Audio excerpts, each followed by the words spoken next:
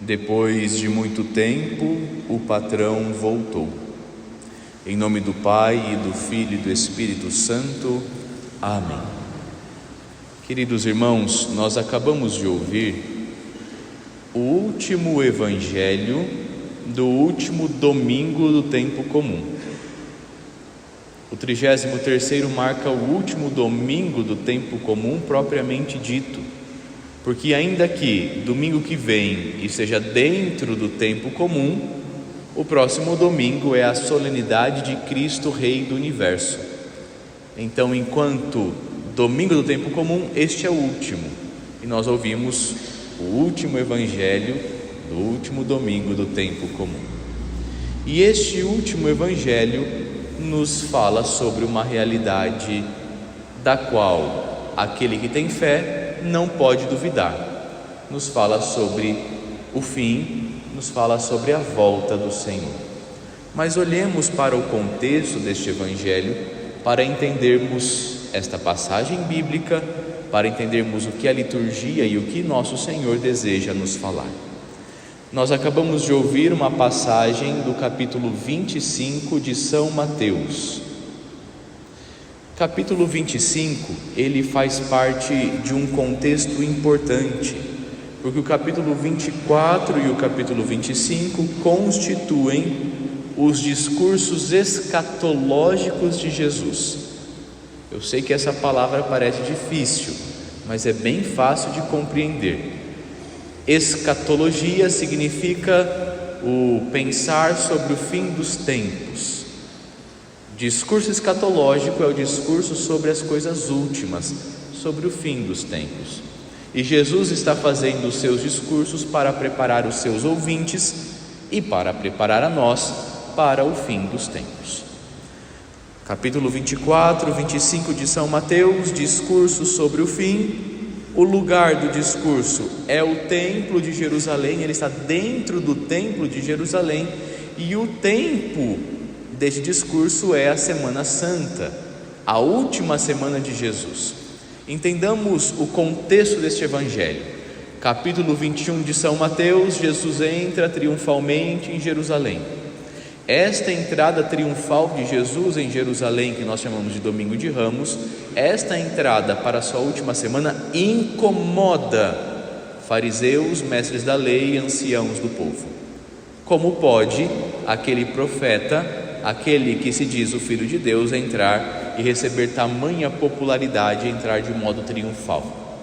Uma vez incomodados, eles permanecem todo o tempo incomodados com Jesus Cristo. Jesus então, depois de entrar triunfal em Jerusalém, o que acontece, o que ele vive, o que ele faz? Ele entra no templo e expulsa os vendrilhões, aquilo que nós chamamos de purificação do templo. A ira dos mestres da lei e dos fariseus aumenta ainda mais, e eles questionam o Senhor: com que autoridade você está fazendo isso? Quem é você? Jesus responde com 3 importantes parábolas, invertendo o jogo, falando da hipocrisia religiosa deles, que diziam uma coisa e faziam outra totalmente diferente. E eles vão ficando cada vez mais incomodados, e eles tentam pegar Jesus em armadilha através de 3 perguntas bastante maldosas. Nós nos lembramos daquele evangelho: é lícito ou não pagar o imposto a César? E Jesus vai dizer: dai a César o que é de César, a Deus o que é de Deus. Isso está dentro ainda deste contexto de armadilha. Só que de todas as armadilhas implantadas para fazer cair Jesus, Jesus não cai em nenhuma. Essas armadilhas estão ali no capítulo 22, capítulo 23 de São Mateus. E então nós chegamos no 24 e no 25, Jesus denunciando aqueles que estão tentando matá-lo. Jesus denunciando a hipocrisia religiosa, Jesus denunciando que eles falavam uma coisa, pareciam uma coisa, mas não eram aquilo que pareciam, nem eram aquilo que pregavam. Dentro agora deste discurso escatológico do fim estão 3 parábolas sobre o fim. A primeira nós já ouvimos domingo passado. Todos nós fomos à missa domingo passado e todos nós lembramos do evangelho de domingo passado, tenho certeza disso. E qual era? O evangelho das 10 virgens que são convidadas para uma festa de casamento. 5 virgens eram prudentes, as outras 5 imprudentes. 5 levam a lâmpada e o azeite para a lâmpada, e as outras 5 apenas a lâmpada. No meio da noite, acaba o azeite de 5 e o noivo chega. Enquanto estas imprudentes vão comprar o azeite, na última hora, o noivo entra para o banquete com as 5 prudentes. Nós ouvíamos as explicações de domingo passado. O importante é lembrarmos: o noivo chegou no ponto alto da noite, e aquelas que estavam preparadas entram com o noivo. Jesus falando sobre o fim. Hoje também está diante de nós, contemplamos uma parábola sobre o fim. A questão do juízo é o cerne da parábola. A questão do juízo é o cerne de todas estas 3 parábolas. E o tema central de hoje é exatamente isso que estamos falando até agora: o fim. O Senhor voltará. Queridos irmãos, a volta do Senhor não é uma opção de fé. Eu não posso crer ou não crer, escolher crer ou não. Uma vez que eu abraço a fé da igreja, então eu creio, porque é dogma de fé, é verdade de fé. O Senhor voltará uma segunda vez. Tanto é verdade que no creio que nós vamos rezar depois da homilia, nós vamos professar esta fé. Creio no Senhor que veio a primeira vez na carne, nascido da Virgem Maria, e creio no Senhor que voltará uma segunda vez na glória triunfal. Creio naquele que virá de novo para julgar os vivos e os mortos. Então ele voltará, é uma verdade.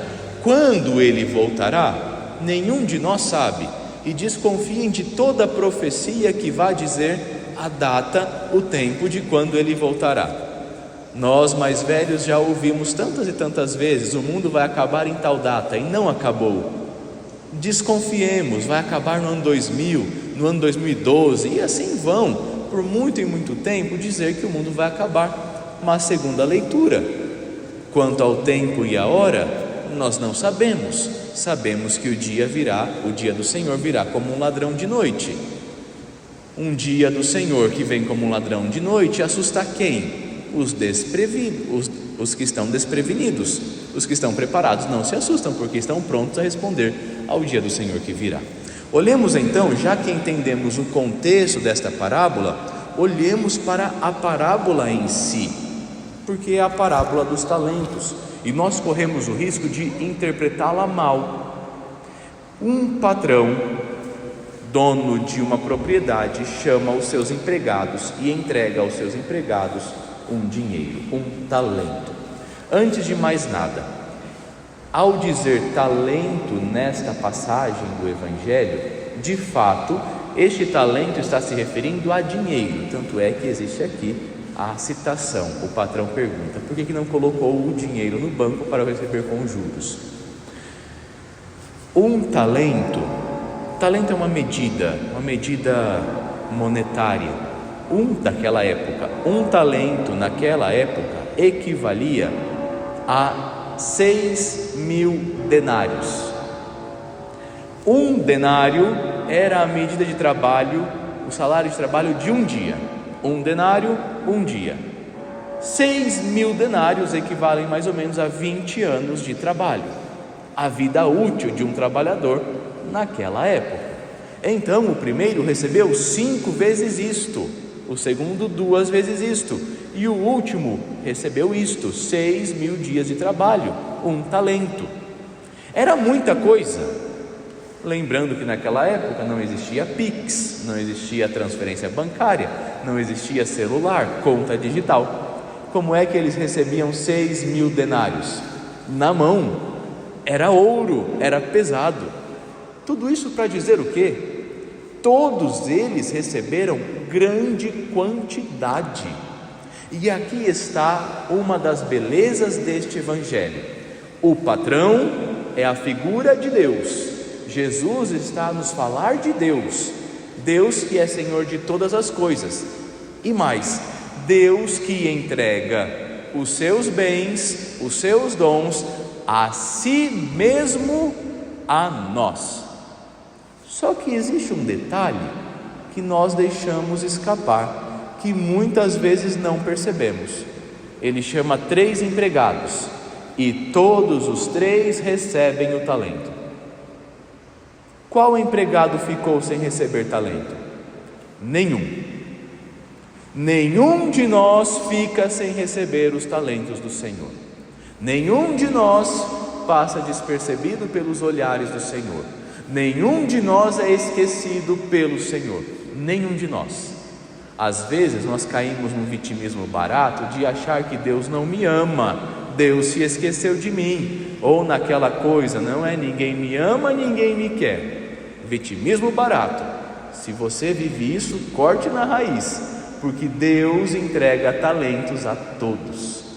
Ora, Deus sabe da capacidade de cada um, e como disse o evangelista, Ele deu os talentos a cada qual de acordo com a sua capacidade, com a sua realidade, mas não deixou ninguém sem talento.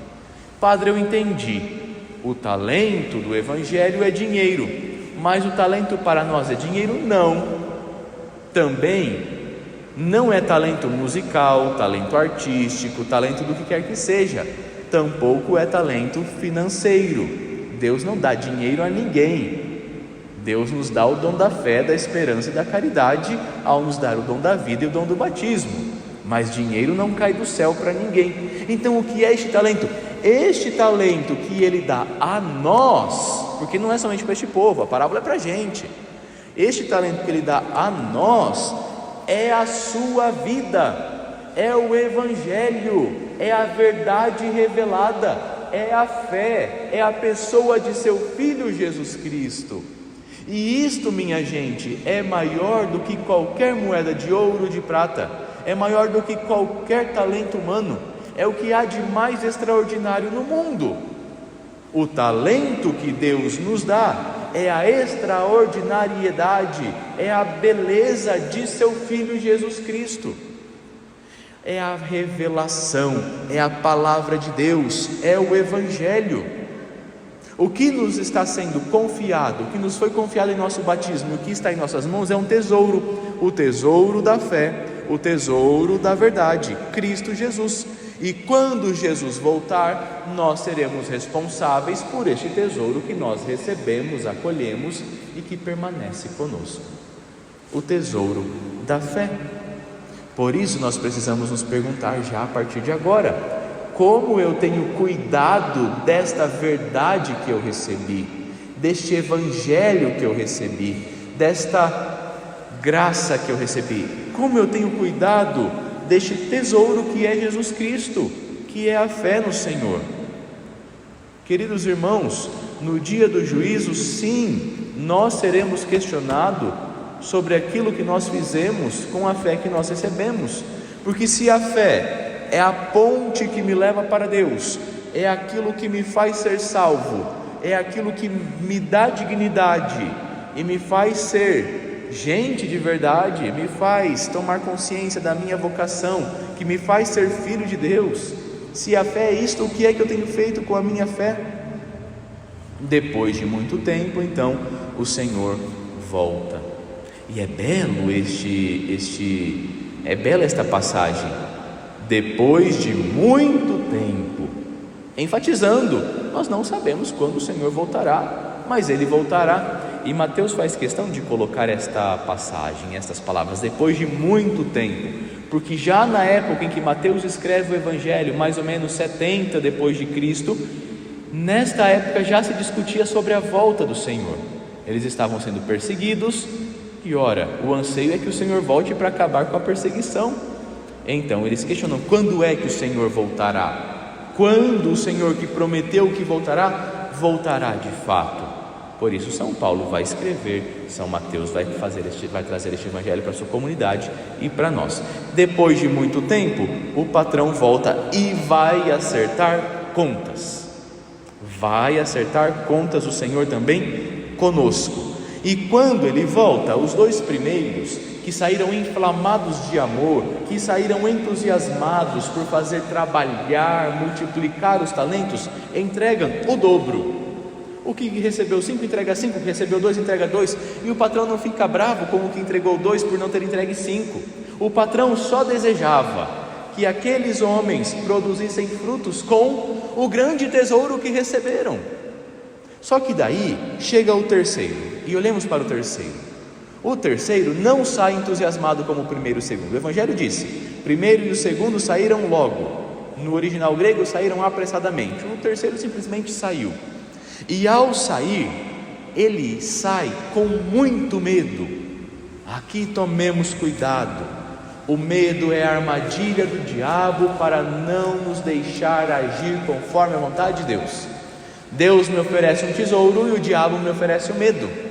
Eu tenho um tesouro da fé nas mãos, eu tenho o meu batismo, eu sou cristão, mas o diabo vai dizer: calha a tua boca, fique quieto, não faça, recue, se esconda, porque não convém a ele a glória de Deus. Então o terceiro tem medo, e ao ter medo se esconde, se apequena, esconde o seu tesouro, mas o que é pior, ao esconder o seu tesouro, mata a sua dignidade de escolhido pelo patrão. Às vezes nós fazemos a mesma coisa. Às vezes temos medo de viver a nossa fé, de expressar a nossa fé, temos medo de dar ao mundo este distintivo que é a nossa fé através de nossos atos. Por quê? Porque não vão me aceitar, porque vão me olhar feio, isso e aquilo. E aí fazemos como este terceiro. O terceiro, preocupado com a sua imagem, com a sua segurança, ele não arrisca, ele não trabalha. Por isso que o Senhor vai chamá-lo de palavras muito duras. O terceiro vai ouvir assim: servo mau e preguiçoso. O que é a preguiça? Talvez alguns de nós estejamos sendo atingidos pela preguiça. E por que a preguiça é má? E por que a preguiça é um pecado? A preguiça é má porque é o deixar-se ser levado pelos instintos. Um ser preguiçoso é isto: é aquele que se deixou ser inflamado pelas paixões sensuais. O que é uma paixão sensual? A paixão do corpo, que quer sensualizar alguém? Não, vem daí a palavra, mas não. Sensual de sentido.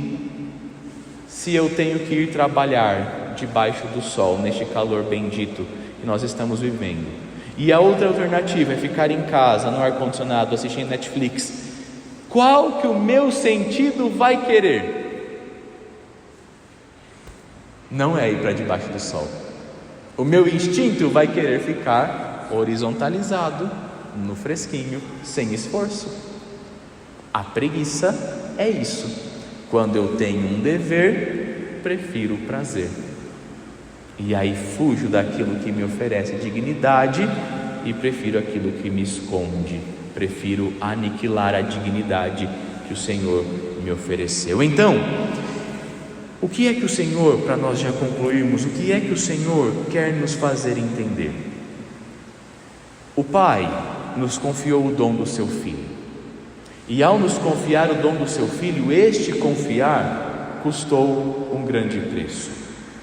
Ele nos dá o seu Filho, arrisca tudo ao nos dar o seu Filho para nos salvar. Então agora Ele espera de nós não uma resposta a este dom ofertado a nós, como o do terceiro, uma resposta má e preguiçosa, mas Ele espera de nós uma resposta destemida. O Senhor espera de nós, espera que nós vivamos o Evangelho de forma destemida. Se o talento que nós recebemos é o Santo Evangelho, a palavra, a força, a fé, a verdade revelada, o Senhor Jesus Cristo, se é isso que nós recebemos, o tesouro da verdade e da fé, então o que Deus quer que nós façamos é que nós trabalhemos este tesouro. O Senhor quer que todos nós vivamos destemidamente esta fé, porque, minha gente, de cristão Maria mole o mundo está cheio, e a igreja não precisa de cristãos Maria mole, que estão para lá e para cá balançando, que estão molengas. Não, nós precisamos de cristãos destemidos. Jesus neste evangelho não está atacando a humildade deste, este terceiro, ele era humildezinho, tadinho, ele tinha medo, por isso ele escondeu o tesouro, para não ser responsável por ele. Não, ele era preguiçoso, mau, se deixou levar pelo medo, preferiu viver pelos instintos do que suar a testa e trabalhar. O primeiro e o segundo, imaginemos, trabalharam muito para fazer render o dinheiro, honestamente trabalharam muito e muito e muito. O terceiro preferiu não trabalhar, se esconder.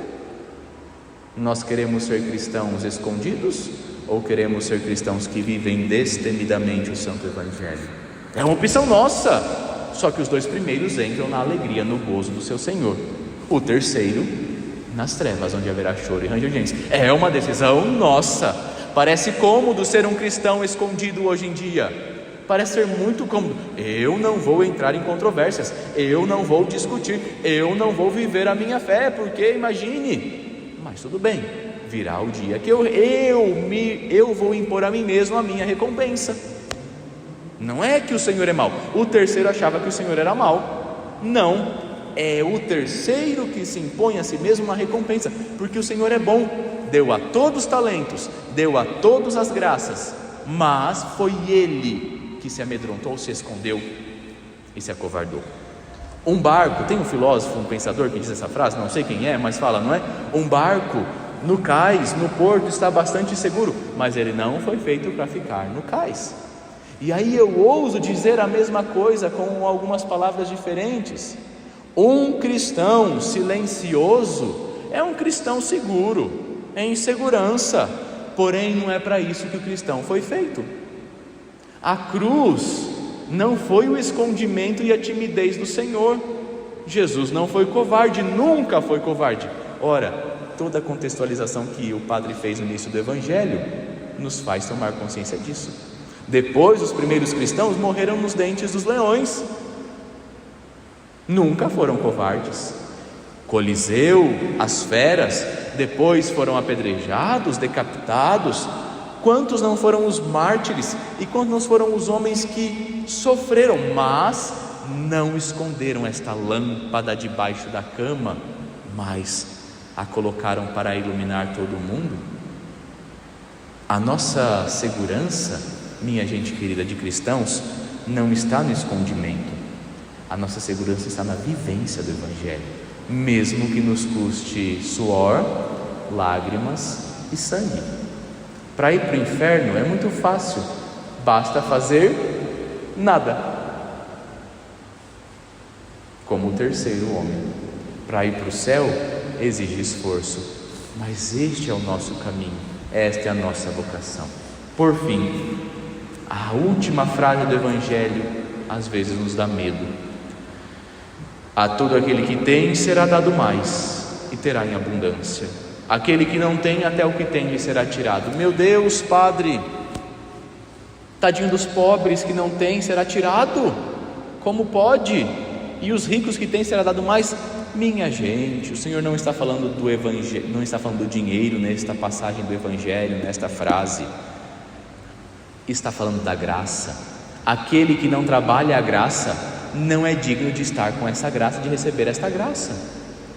A graça empregada, aquele que reconhece: o Senhor me deu este tesouro, eu vou trabalhar este tesouro, eu vou ser um bom cristão, porque isso glorifica a Deus, me salva e salva o próximo. Então a graça empregada, ela superabunda. A graça enterrada é estéril e apodrece. Dom não usado é dom atrofiado, por isso que será tirado. Quem não usa, quem não pratica, não receberá aquilo que lhe foi dado, perderá aquilo que lhe foi dado. Jesus já havia dito: quem guardar a sua vida vai perdê-la, mas quem perder e desgastá-la por causa de mim, do reino, este a ganhará. Por isso, minha gente, que nós não sejamos como o terceiro homem, mau, preguiçoso, medroso. Mas o Senhor nos lembra hoje, Ele voltará, e ao voltar nós teremos que entregar a Ele o que vivemos nesta nossa vida. E o que é que nós vivemos? Todos recebemos talento, todos recebemos o tesouro da fé. Então, se ainda estamos tímidos e acovardados hoje, que esta Eucaristia desperte em nós o nosso ser cristão e nos ajude a viver destemidamente a nossa fé, para a glória de Deus, para a nossa salvação e a salvação de nossos irmãos. Louvado seja nosso Senhor Jesus Cristo.